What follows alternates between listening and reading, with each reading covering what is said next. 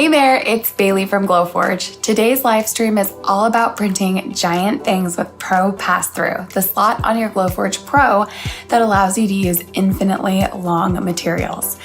So you can use your big imagination, no pun intended, for pass-through projects to create massive signs, decor, and more. Something you might not know is that the new Glowforge Aura, which is our new craft laser, also has a pass-through slot. We hadn't launched Aura yet when we filmed this stream, but feel free to ask any questions about any Glowforge printer in chat, and our live experts will be sure to help you out. And I wanted to mention that right now we do have a special going on. The Glowforge Pro with the pass-through slot, like you see here, is on sale for $1,000 off. The Plus is $500 off, and the Glowforge Aura craft laser is $200 off. So if you're getting a Glowforge soon, now might be the time. Make sure you grab it before that deal runs out, and maybe get to some pass-through printing. Enjoy the stream. Or afternoon, depending on where you're joining us from. I'm Bailey from Glowforge. I'm here with Nick, also from Glowforge. Hello, everybody. Thanks for joining us. It's really great to have everybody here again. Yeah, we have been doing these live printing streams for pretty much every week for a few months now. They're a ton of fun. Lots of you show up. You're probably either watching us here on YouTube or on Facebook, but the whole point is for you to be able to ask questions about Glowforge. So if you have questions about getting a Glowforge, using your Glowforge, today we're going to be specifically using a Glowforge Pro to do a pass-through print. So that means using the pass-through slot on the front of the Glowforge, well, front and back, to feed a giant piece of material through the Glowforge and print a giant name sign. That's what we're doing today. Something kind of like this. Yeah, just to give an example of scale, here is something that we created on Passthrough. So you can see, compared to the printer itself, how big this is. I think it's 48 inches long. Yeah, is the full size, about 20 right? by 48, this one, yeah. So you can imagine within the Glowforge printable area, you only have about 20 by 12 inches. Right. So something roughly this sort of size. This is a piece of scrap, but you get the idea. This is the standard piece of material that fits in the Plus or the Basic. Right.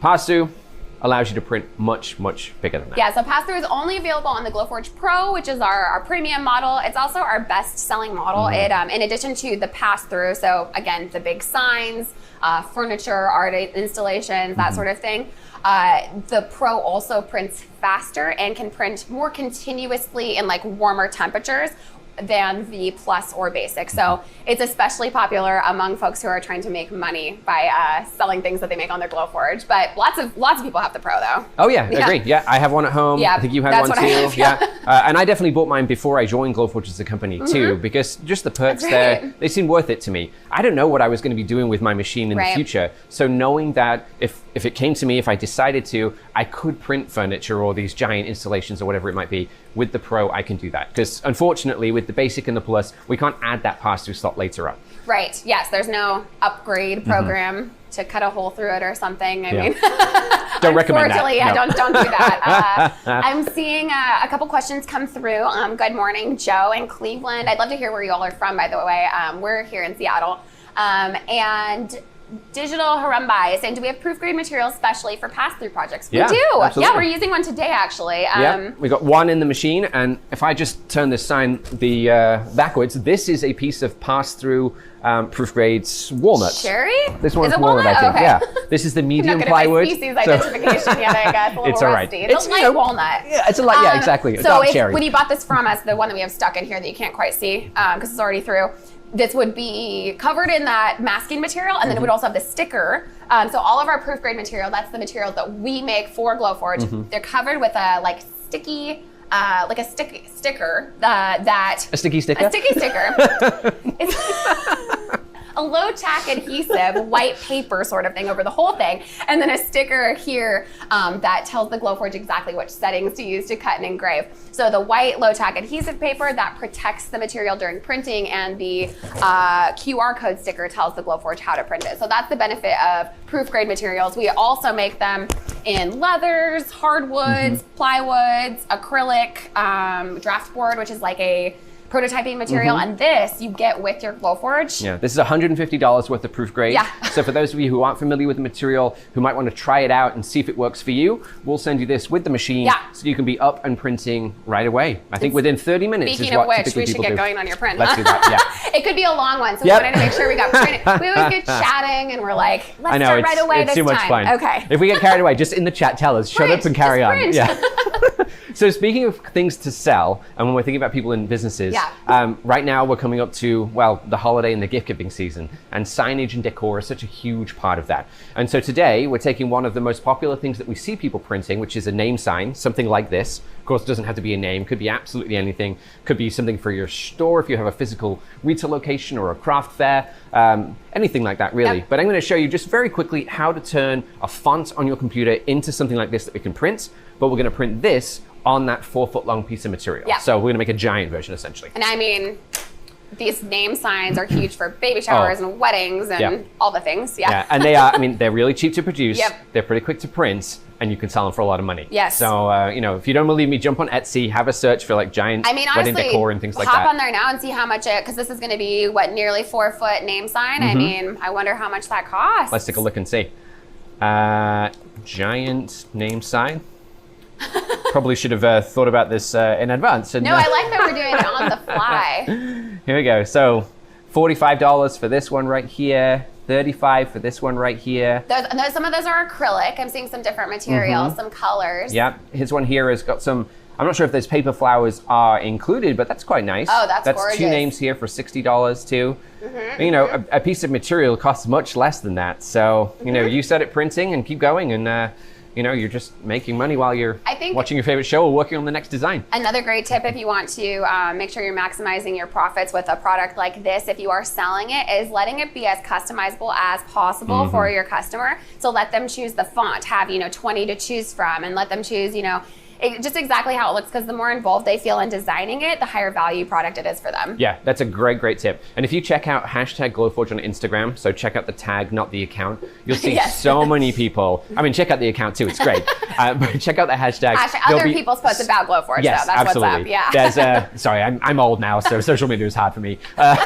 There are so many great examples of custom signage out there that is selling really well. We have so many Glowforge business owners nowadays. But let's jump right in. So Mike, if you can show my computer screen here, I'm going to show everybody where I'm starting. Now, there's multiple ways to do this, I'll say, and I'm going to start in Adobe Illustrator just because that's my preferred tool to use. Your bread and butter. Yeah, absolutely. You can use Inkscape, however, which is a free version. You can use a number of different bits of software. And actually, if you check out the Glowforge community forum, community.glowforge.com, within there are a whole bunch of guides that our customers have actually put together themselves that will guide you through processes like these. So let's dig right in.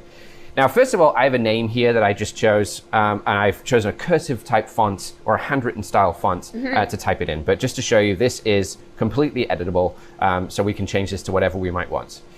But Glowforge doesn't see this, as a cuttable, as something that it can cut right now. So it looks we have like to make a something quick it can change. engrave right now, right? Absolutely. And to do that, very simple. We're going to select the word. I'm going to right click on here and choose Create Outlines. And what that does, if I switch to something called wireframe mode, is convert that font into a series of paths. And basically the laser will follow these lines and cut this out of a piece of material. Now, a couple of the things you'll probably notice. If we want this to be one single piece, the S here and the E, they are not currently joined to the rest of the letters. They're not overlapping. So they're going to be separate pieces. It's all going to fall apart. So next step, and there's multiple ways to do this, we can just grab those different pieces and kind of just tuck them together like this so we have some overlapping elements. Might increase the size of this E right here, just so that line here overlaps. And you can see we have the overlapping parts here, here, here, here, and here. Now, to make this one piece of material, I'm going to use a tool called the Pathfinder. And I'm going to select all of these, and I'm going to combine all those shapes together.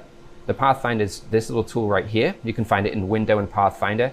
Click on this first one, and you'll notice if I undo that and do it again a couple of times, see those overlapping parts disappear? They're disappearing. They are now all one piece. It seems like if you were going to learn like one tool in Illustrator, it's Pathfinder. Yes. It's to do this, literally. Yeah, absolutely. Yeah, it's like this a cookie is actually one of the only thing. things I can do in Illustrator. It's very, very useful. Thing. Yeah. And Inkscape has its own tool that does exactly the same. I forget the name. If anybody out there uses Inkscape and knows the tool, please throw it into chat so other people can hear it. And I think you can do the same thing in the Cricut software as well. I haven't dabbled with that myself, but I know a lot of customers love the Cricut software for Glowforge. They use it, and also the Silhouette software. Silhouette too, so yeah. all of this. So if you have Final Cut or software that you're comfortable with, you can totally try that. And another option, of course, is purchasing designs off of a marketplace online. There's lots of designers who make the files for you. So if you just don't even want to mess with design, that's also an option that doesn't need to limit what you can do with Glowforge at all, actually, because of how many people are out there designing already. So. Yeah, definitely. And I'm going to show you one other as well here. Excuse me. While I was digging through my fonts, I found this one, which I thought was really cool. And I love this S shape. But you'll notice with this style, things don't overlap. And if I was to join everything together, it would be very hard to read. It just wouldn't look particularly good. I see. It'd be tight. Yeah. Yeah, it's just real tight. So for this, I actually chose to use a little rectangle here to join everything together. So we have here our outlines of our font. We have this rectangle, which is a separate piece. And again, by selecting everything and using the Pathfinder tool, I can join it all together to create one single cut file. Now you'll notice here where the letters overlap, we're kind of missing that detail, which I quite liked. So what I did, I'm going to exit wireframe mode here. If I zoom in on this one, is I took those lines that overlap and I created a separate or a different version of them in pink. I'll just ungroup this now so you can see.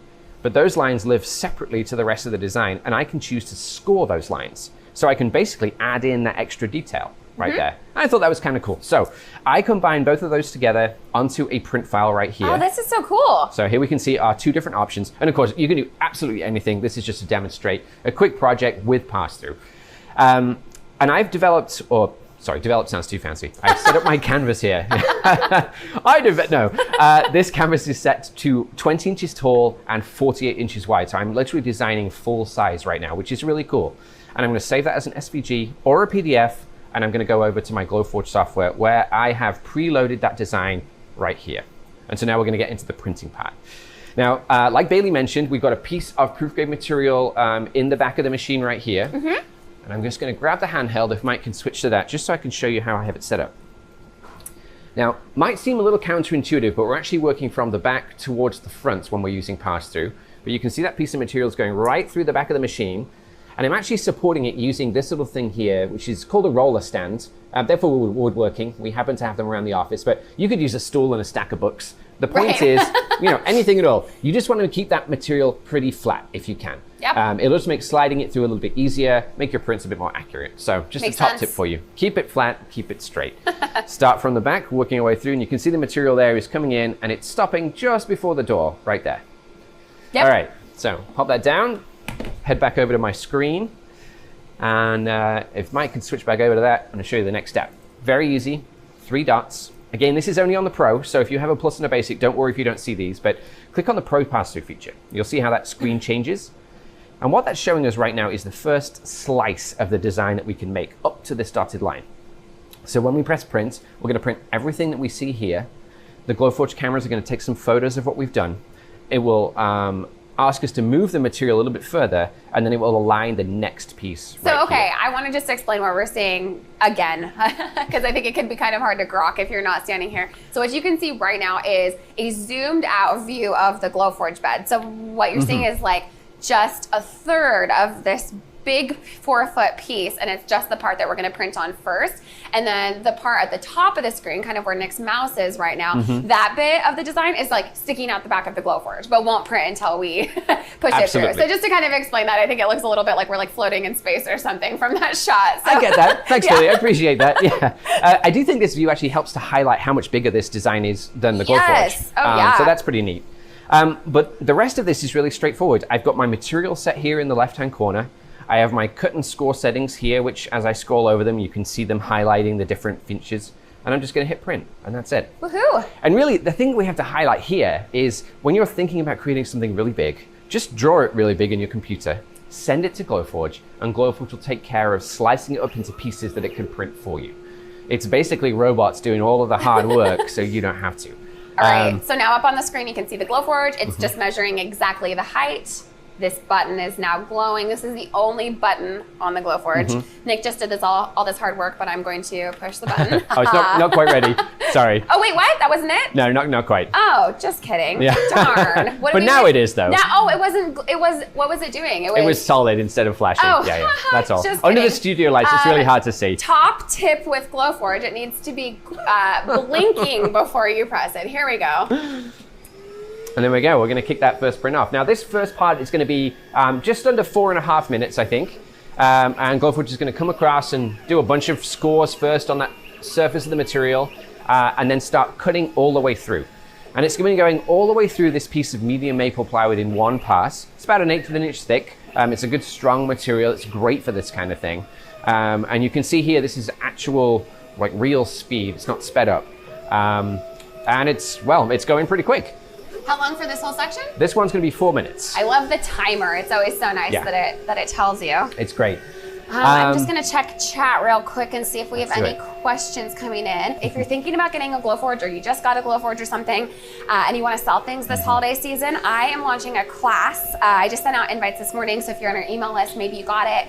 But it's a class about starting a holiday business with Glowforge. So if you get a Glowforge right now, what do you do to make money in the next couple of months, which is the biggest opportunity of the whole year. Oh, 100%. For selling things, There's right? so much coming up. And there's still time if you order now to start up the whole business. And so I've created these 3 classes to teach you how to do it. I've been talking to all these amazing Glowforge owners who already have Glowforge powered small businesses and getting their tips specifically about having an awesome holiday season. So if you would like to register for that class, I'd love to see you there. The class is next week. And to register, you go to watch.glowforge.com/HolidayBiz101, and I'm going to put that in chat right now, so you guys will see that. So that's my it's a little long, plug.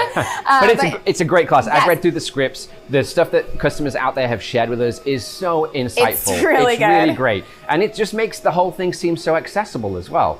It really is possible to get one of these, take an idea, print it and sell it, and pay back the machine within a remarkably short amount of time. Yes. Okay. So I just put that into YouTube. I'm putting it into Facebook now, Wonderful. and and someone's asking, is the fan really that quiet?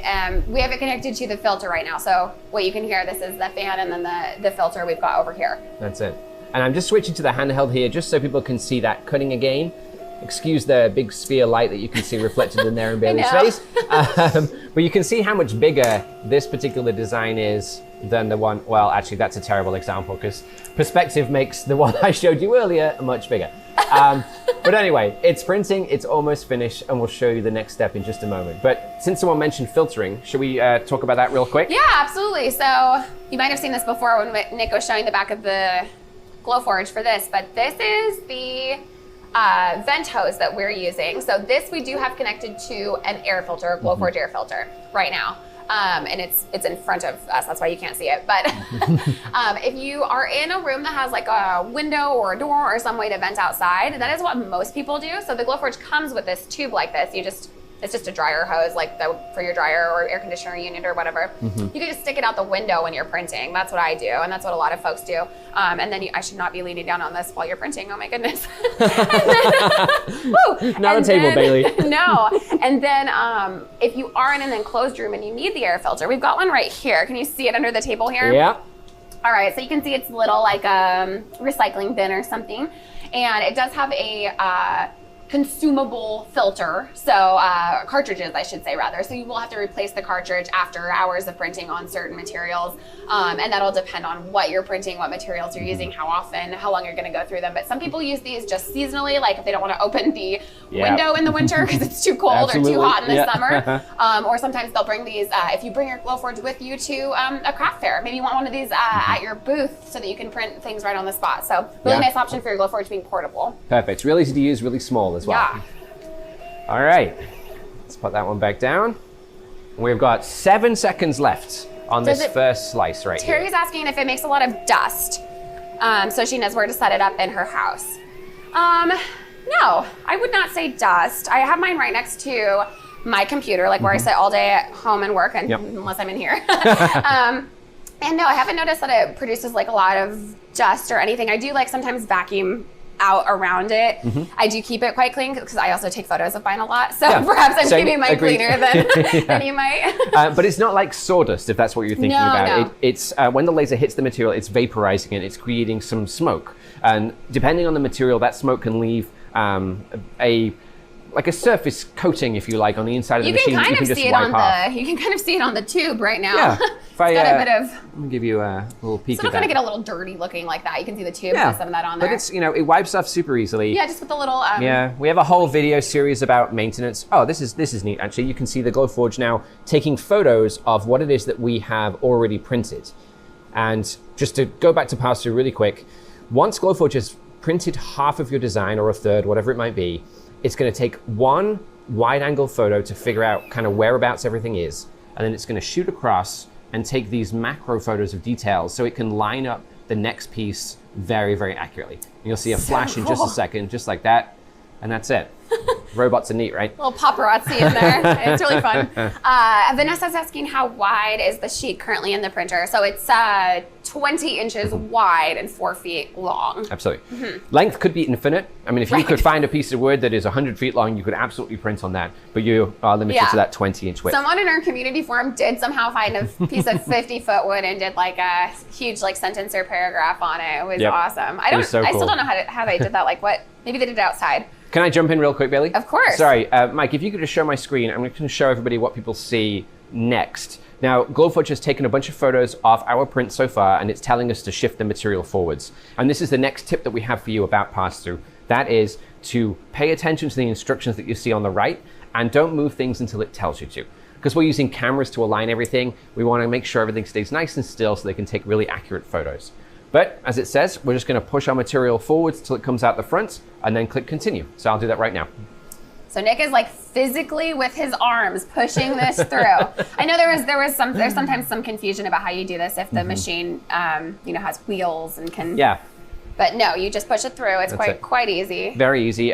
The amount that you push it through is somewhat arbitrary as well. The only thing you need to bear in mind is we need to see some of the previous part of the print inside the Glowforge so the cameras can look at it and figure out how far you moved it. I guess you can't really see that from the overhead right now. Let me show you with this one. Oh yeah, perfect. If we switch to this one, you can see we've got part of the sign showing because now the Glowforge will line up the rest of the print with this.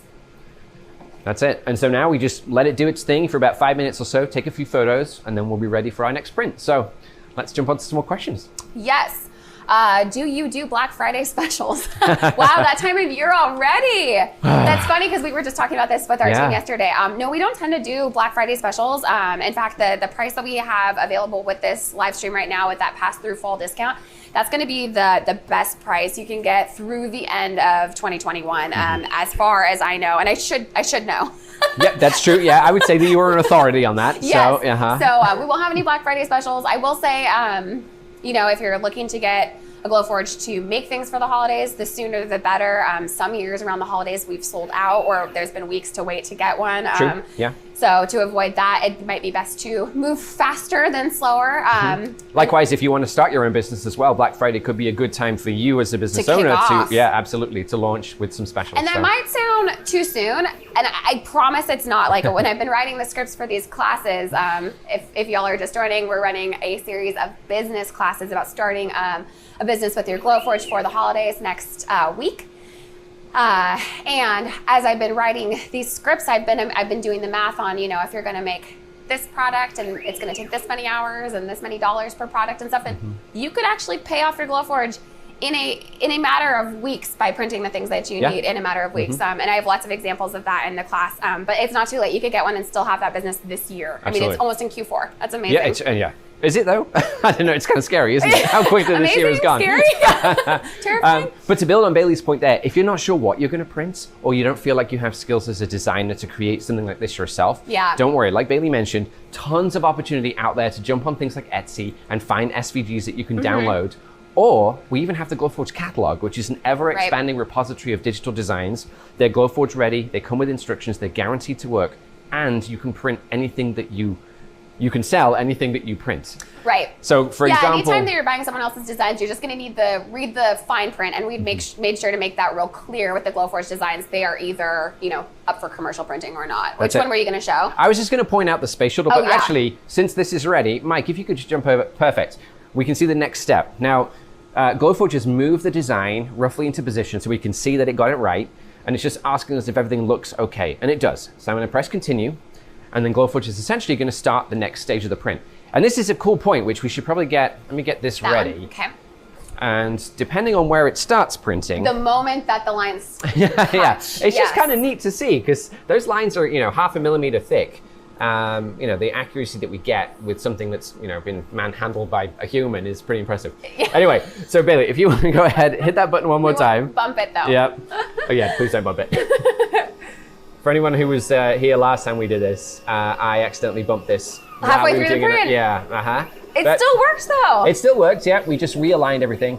Now this is frustrating because it's not starting at the join. Let's see if we can see one in a second. You never really know. Oh, that was one right there. Yep.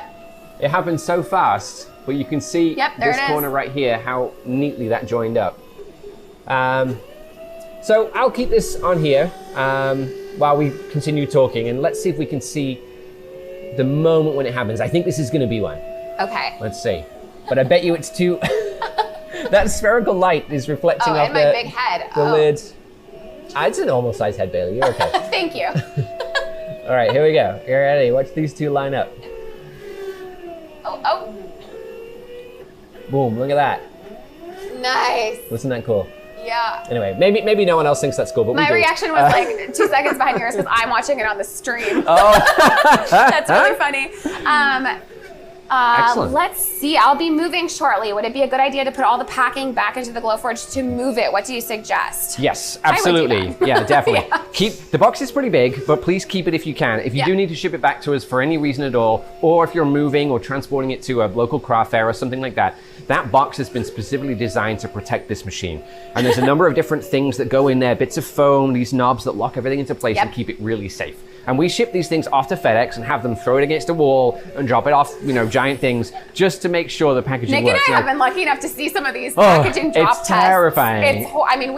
These are like our babies, right? And so we've seen videos of them literally dropping them off buildings, which it seems sometimes that the FedEx people do that. Apparently so, yeah. But anyway, it will arrive with you very safely. Yeah, the packaging that we ship it with, I would really recommend keeping it. It's been custom made, all of that. It is a big box, but I think it'll be worth it. And then for moving it, okay, so if you're just going to take it to the craft fair for the day, that's going to be part of your business, is that you're going to your craft fair and you're going to let people personalize keychain blanks that you brought right on the spot because they love to watch it. You might not need to use your box for that. You could consider getting a carrying case. We used to haul them around in Pelican cases, which always made me feel like I had $50,000 in there or something like that. Nope, this isn't full of cash. No worries. I promise. Yeah. But those were really good and sturdy. So some people have kind of something that will fit in their car. But definitely use those locking pieces to hold the moving parts in place when you do transport it. If you're interested, there's a series called Glowforge Essentials on our YouTube channel. And if you take a look at that, we've got an unboxing and a repacking video. They're about 3-4 minutes or so, and that'll highlight to you everything that comes in there and what you should keep hold of. Very, very simple. Bree's asking, how can we sign up for the class? Bree, I posted the link above, but it's it's watch.glowforge.com/holidaybiz101. I'll put that again here. And the classes are next week. And so they'll be in the evenings at 5 p.m. Tuesday, Wednesday, and Thursday. But then if you sign up, you'll have the link to watch it. So if you're busy one of those nights and you can't watch live with us, that's fine. Is that 5 p.m. Pacific time? Yes, 5 p.m. Pacific. Yeah, we did a bit of a poll to see what time people would be available to watch. That seemed to be the most convenient. And plus, lots of folks watch on demand too. So. That's true. That's true. Excellent. Is it finished? So it finished the second slice. It's now taking the photos again. So it's going to tell us in just a moment that we need to move the sheet, and then we'll be on to the final print. But you can see, let's show when the Glowforge is not in the way. You can't really tell where they came together. Can you point to where it was, Nick, exactly? I can't even quite see. I guess there's a little mark there just as the on end the of the E. M joins the E. I can kind of see that. It's nearly perfect, it's like a tiny zigzag. I mean, you wouldn't notice it unless you were really up close and peeping. We're just being especially critical. We're like, where is it? No, this is beautiful. We're scaring the engineers who might be watching right now. Glowforge. Yeah, well done, well done. I know, poor engineers have got a camera up close on it. Don't scrutinize my work. Yeah, it's so exciting though. This is one of those features I think that a lot of people are they hear about, or maybe not sure what they're going to utilize it for. Maybe they're a bit concerned about how it works or how easy it is to use. But I promise you, as you saw here, really straightforward. Just design something really big, throw it at the printer, follow the instructions. That's it. And to be fair, Passthrough has gotten a lot easier to use since we first launched Glowforge. So like Nick said, he was an early Glowforge customer before he even got a job here. And when his Glowforge Pro first would have shipped, 4 years ago or something like that, Passthrough software was not in this state. No, it's true. You could try, but you'd be lining it up with your eyes mostly, Yes, yeah, it was a little rudimentary, yeah. Yeah, and these days, I mean, the great thing about Glowforge is it's, you get all the updates automatically. So Nick didn't have to trade in his Glowforge to get a new Pro that now has this new software. The Glowforge kind of evolves overnight because we are constantly pushing software updates, and you don't need to, firmware, hardware updates. You don't need to download or upload anything. It just does it automatically. So you'll have new features suddenly sometimes. It's really cool. It's really awesome. Yeah. And I know some people are not particularly keen on the idea of this being a connected device. Yep. But honestly, they being the designers and the engineers, when they created Glowforge, they essentially designed it for the future. So there's a whole ton of stuff in here that we're not properly utilizing yet. Right. And as we develop new software skills, we hire more people, there's just, like Bailey said, tons of tools that are coming out to make your experience better, to make it easier to design and to create, and all this kind of stuff that just gets fed to you over the internet without you having to do anything apart from log in. That's it. Yeah. There's some great benefits there. All right, so we're on to our final slice. I've moved the material forwards, as you can see. The Glowforge is taking some photos again. We'll give it another 5 minutes or so, and then we'll be able to print the last piece. And this leads me, I think, nicely into tip number 5 that I have about Passthrough. Now, this is very simple, but you can see that it does take a little bit of time. And if you're trying something that might be somewhat complex, let's say it's got some joinery or something like that for a piece of furniture, rather than printing it full size immediately, consider taking some of those more intricate pieces, cutting them out and printing them just at a smaller scale or just in isolation so you can test the fit and make sure everything is working the way that you can do. I'm sure that your design skills are good enough that it will work first time, but if you burn through a piece of material like this and use some of your time and you find you just accidentally, missed a line or something like that, it's just very frustrating. So a test print is always a good idea. My favorite is a misspelling on a 1 hour engrave or something. I've done that many times, to be honest. Yeah. There's a fun story about that with some internal awards that we gave out. We had an employee, and every year we recognize everybody's service here with a plaque. Like a little plaque, engraved and they're on engraved on granite. It's really great. And their name was accidentally misspelled and was engraved. And their reaction was, well, it's not like it's engraved on stone or anything, is it? Which was, hilarious and just a great story from Glowforge history. By the way, you can engrave granites with a Glowforge too. If you're interested in doing that kind of thing. All right, so let's have a look. So we talked about a lot of things to do with Passthrough. We could touch on software again really quick for those of you who might have just joined us. I'm personally using Adobe Illustrator to design this, but you could use absolutely anything that can output a PDF. Something like Inkscape would be a great free alternative to Illustrator, but you could consider using something as simple as Google Slides or Microsoft PowerPoint, if that's where your domain of expertise resides. Photoshop as well, that kind of thing will work absolutely fine. Stephanie was just saying, love my new Glowforge and used Passthrough for the first time recently. Was scared to try, but it made it so easy. Oh, I'm so glad to hear that. I get it. I understand it does seem a little intimidating. And what is the height of the Passthrough slot? Oh, it's about a 1/4 inch. Yep. So it's about the thickness of this piece of wood. It fits fairly snugly in there. Our proof grade thick materials, like the thick plywoods and what have you, they work really well with the Passthrough. Anything more than that, it might be a little bit of a struggle to get it in there. So the proof grade materials are sized in medium and thick, and those will both work. Yeah, absolutely. All right, so we have 3 minutes left on this print, and then hopefully, all being well, we'll have time to pull it out and show everybody. All right, that's exciting. Excellent. Now, we've got a bit of a checklist here. Yes. And we're trying to whiz through and give everybody a lot of information as quickly as we can. I know sometimes we're a bit verbose, so I apologize about that. But I think we touched on a lot of stuff this time, Yeah. which is great. I think we did too. We've got your Glowforge discount, which we talked about a couple of times. Yes. For those of you who might have just joined us, if you're looking to get a Glowforge yourself, maybe to start a business or create some super sweet decor for the holidays. Glowforge decor alone. Yeah, right. You can justify it. You won't go to Marshalls or TJ Maxx at all. Nope. Or if you do, you'll be inspired and then go home and create Make things your own. of your own. Absolutely. Think of the savings just right there. All right. Any questions in chat? We could also show off a few of these things on the back table. Yes, people might be I'm interested seeing in a lot too. of questions about like, could I use acrylic for pass-through? Could I use? Absolutely. Yeah, so materials are something we didn't hit on too much, but it's one of the most magical things about Glowforge is the ability to work with hundreds of different materials. So today we've been printing mostly on plywood, but you can do acrylics, leathers, stone, like we were mentioning here. If I grab in fact, this camera, we can just kind of show off this little table here. Yeah. We got so much good stuff on here. A And actually, a lot of this plethora has of come from things. our customers too. So here's some wood, of course, a bathymetric map of wood, some engraved glass and slate, some cut and engraved acrylic. This is wood that someone's done resin with as well, which That's is super really neat. cool. This is engraved leather, like a little wristlet.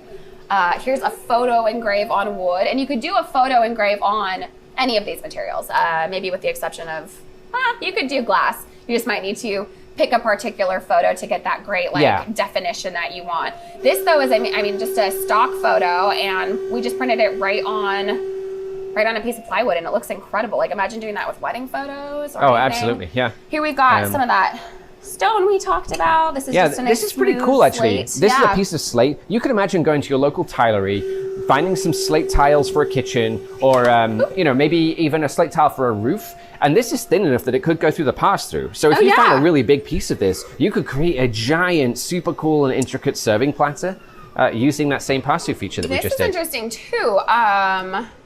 This is, what do you call it? It's like a soap dish, isn't it? Or but what is it? catch-all for ceramic? Sorry.